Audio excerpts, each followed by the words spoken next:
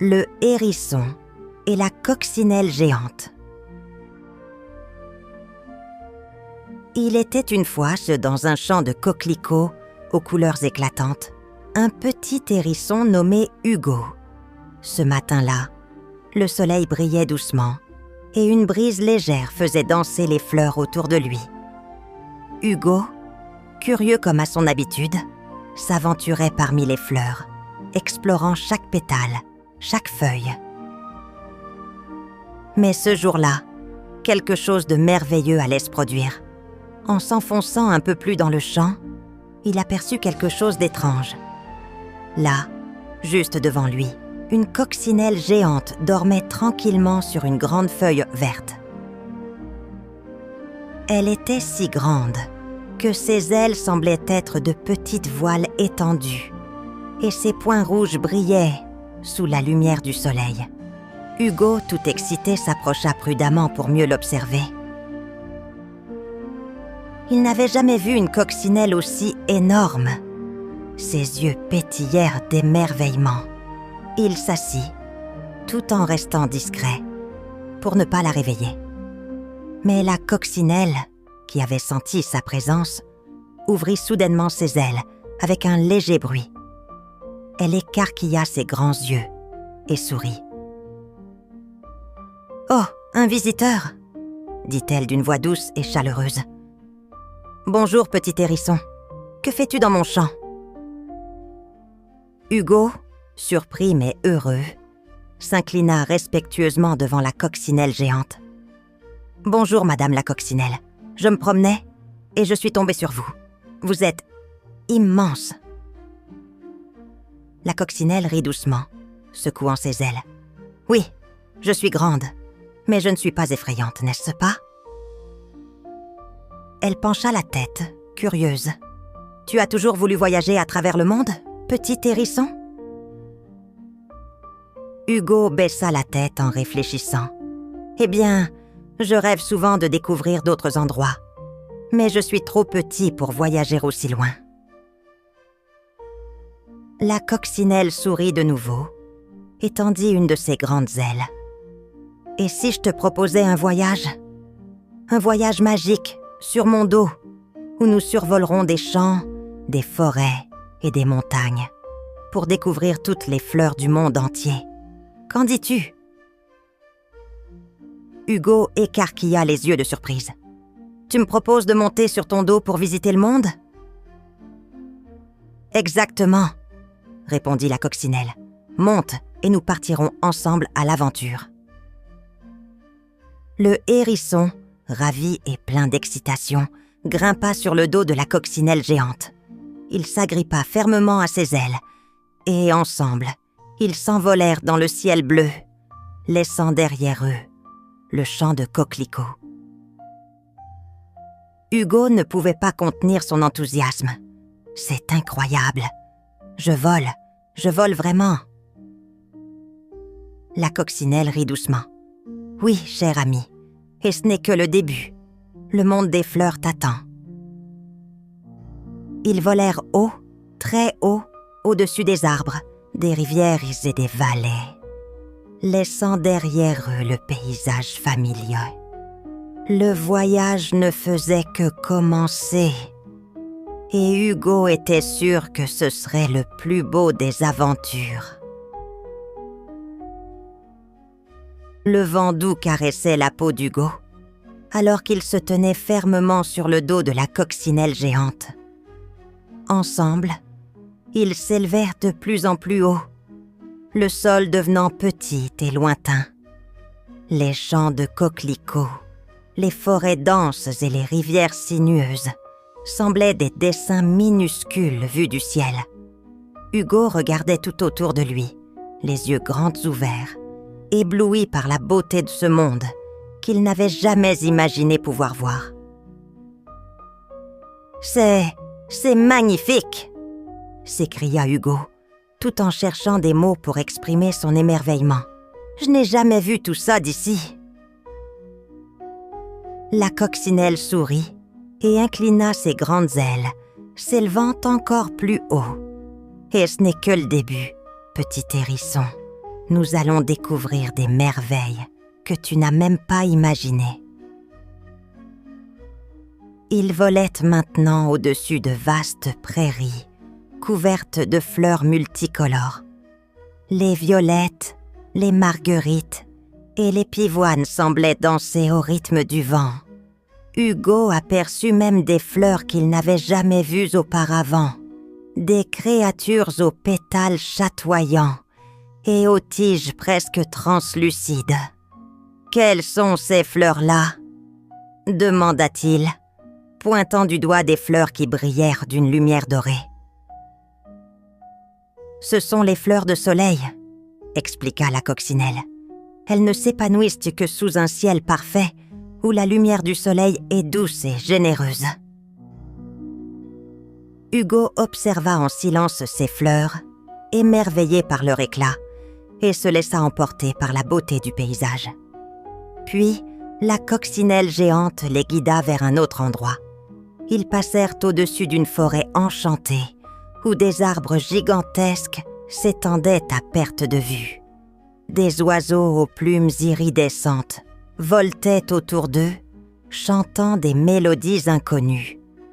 Hugo était si absorbé par la magie des lieux qu'il ne remarqua pas que la coccinelle géante descendait lentement vers une petite vallée. « Regarde là-bas !» s'exclama la coccinelle en pointant le sol. Hugo baissa les yeux et aperçut une mer de fleurs éclatantes de couleurs vives, des roses, des tulipes et des lys aux pétales délicats, s'étendant à perte de vue. Mais ce n'était pas tout. Au centre de ce champ, une énorme fleur géante se dressait, bien plus grande que toutes les autres. Ses pétales étaient d'un bleu éclatant, et elle semblait presque briller sous la lumière du soleil. « Waouh, c'est la fleur la plus magnifique que j'ai jamais vue !» s'écria Hugo, émerveillé. La coccinelle se posa doucement près de la fleur géante. « C'est la fleur des cieux !» expliqua-t-elle. « Elle est aussi rare que précieuse. Elle pousse seulement une fois tous les 100 ans, et quand elle fleurit, elle envoie des graines vers le vent pour que de nouvelles fleurs poussent partout. » Hugo s'approche lentement de la fleur, fasciné par sa beauté majestueuse. « C'est incroyable. Mais pourquoi est-elle si grande ?» demanda-t-il. La coccinelle répondit doucement, « Parce que cette fleur symbolise l'espoir et la force. Elle est l'âme du monde des fleurs, et lorsque le vent emporte ses graines, il transporte aussi l'espoir à travers tout le royaume. » Ils restèrent là un moment, profitant du silence et de la sérénité de l'endroit, avant de reprendre leur vol. La coccinelle géante, tout en montant à nouveau dans les airs, regarda Hugo et dit « Il y a encore bien d'autres merveilles à découvrir.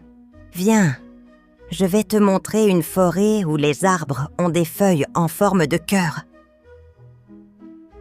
Le hérisson hocha la tête, impatient. « Je ne veux rien manquer de ce voyage. » La coccinelle sourit et prit de l'altitude. Ensemble, ils s'éloignèrent, traversant des horizons infiniment vastes, à la découverte d'un monde de fleurs, de couleurs et de mystères, chacun plus fascinant que le précédent. Hugo se sentait plus vivant que jamais, son cœur battant fort à chaque nouvelle découverte. Après avoir quitté la forêt aux arbres en forme de cœur, Hugo et la coccinelle géante s'envolèrent à travers un ciel immense, empli de nuages moelleux. Le vent portait leur rire et leur excitation, et chaque nouvelle aventure semblait plus magique que la précédente. Cependant, alors qu'ils volaient vers une région inconnue, Hugo aperçut quelque chose qui attira son attention. « Qu'est-ce que c'est là-bas » demanda-t-il, pointant du doigt une petite île à l'horizon, couverte de fleurs mais étrangement silencieuse et sombre. La coccinelle géante baissa les ailes et amorça une descente lente, scrutant l'île en contrebas. « Cette île est spéciale, » dit-elle d'une voix douce. « C'est l'île aux fleurs tristes. Les fleurs qui y poussent ont perdu leur couleur et leur éclat. Elles attendent que quelqu'un leur redonne la vie. » Ils se posèrent doucement sur le sol de l'île et Hugo observa attentivement les fleurs autour de lui. Elles étaient là, nombreuses, mais toutes pâles, sans vie, comme si la joie et la couleur s'étaient échappées.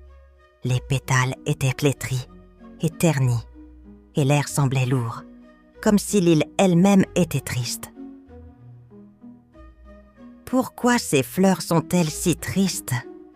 demanda Hugo, en se dirigeant vers une petite marguerite qui semblait avoir perdu sa couleur. La coccinelle géante posa une aile protectrice sur lui et répondit « Ces fleurs ont besoin de l'amour et de la magie des autres fleurs pour se raviver. Mais depuis quelque temps, un vent de tristesse souffle sur l'île et les fleurs ont oublié comment s'épanouir. » Le hérisson sentit son cœur se serrer. « Mais que pouvons-nous faire pour les aider ?»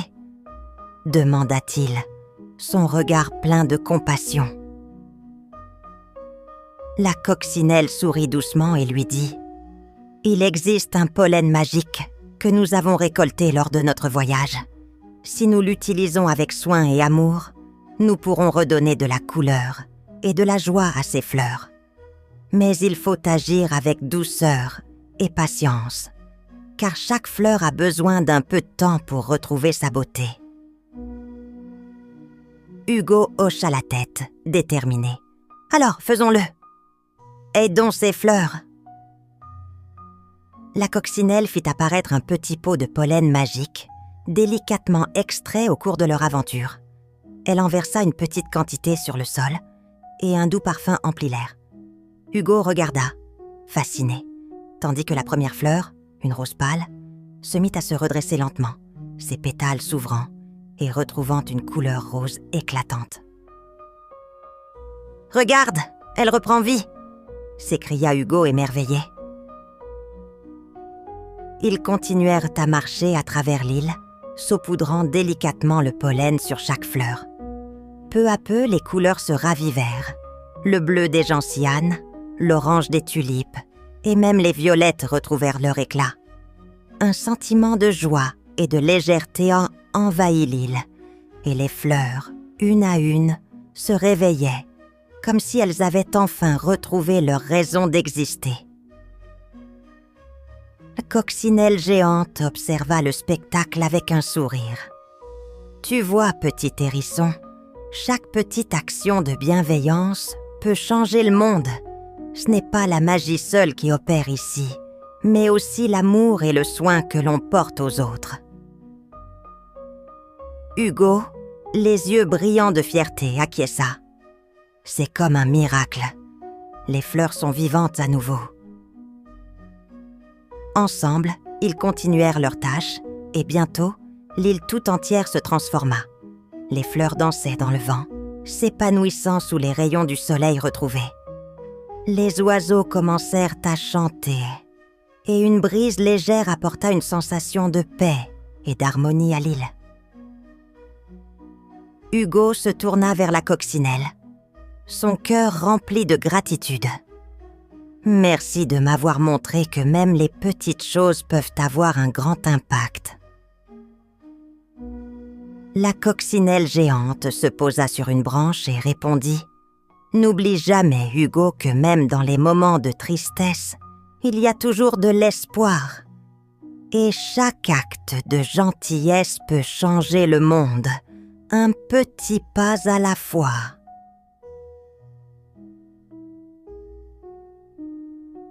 Lorsque Hugo et la coccinelle géante eurent terminé leur mission sur l'île aux fleurs, un vent léger se leva, comme pour saluer leur succès. Les fleurs brillaient désormais dans toute leur splendeur, et l'île autrefois triste, semblait vibrer d'une nouvelle énergie. Hugo, le cœur rempli de bonheur, se tourna vers la coccinelle. « Tu sais, je ne pensais pas qu'un simple voyage comme celui-ci pourrait changer tant de choses, » dit-il, les yeux pétillants de joie.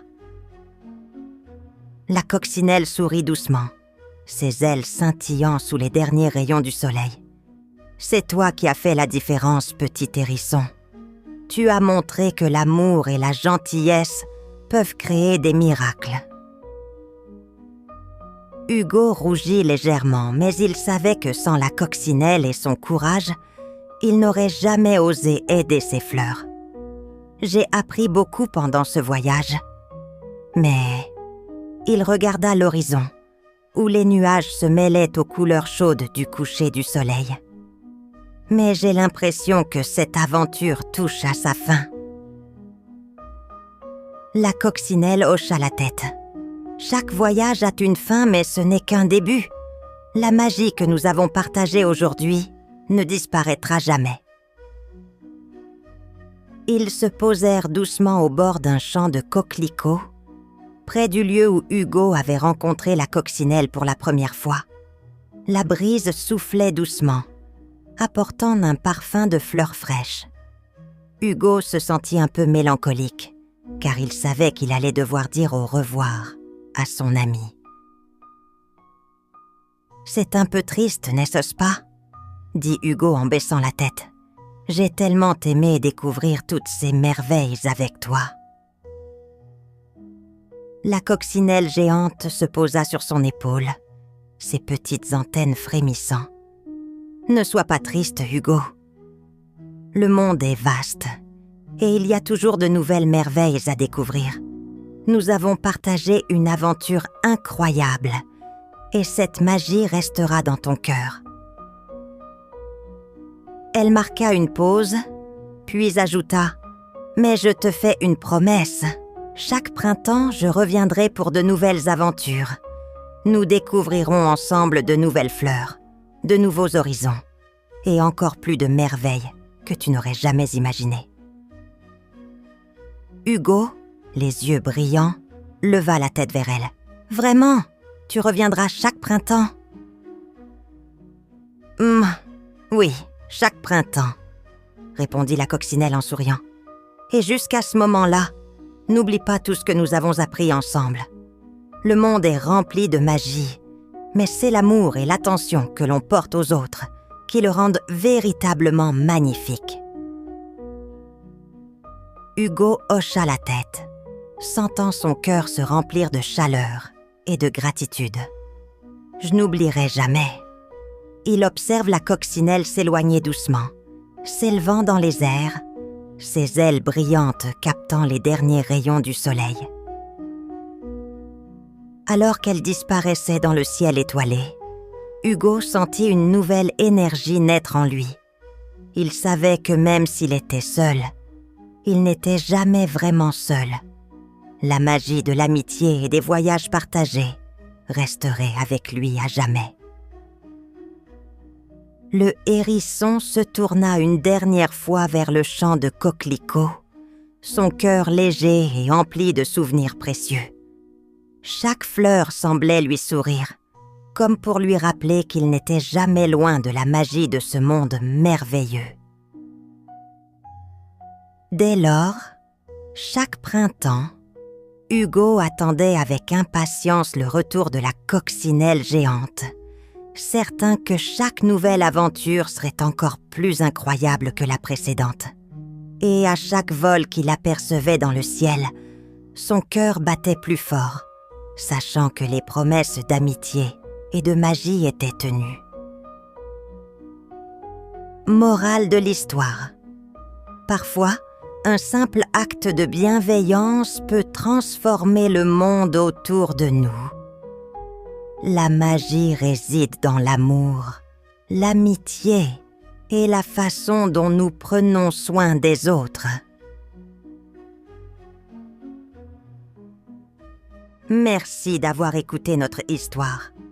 Pour nous soutenir et découvrir d'autres récits fascinants, visitez notre page Ko-fi. Chaque geste compte et nous aide à continuer à créer pour vous. Le lien est dans la description. N'oubliez pas d'abonner, petits amis. À bientôt!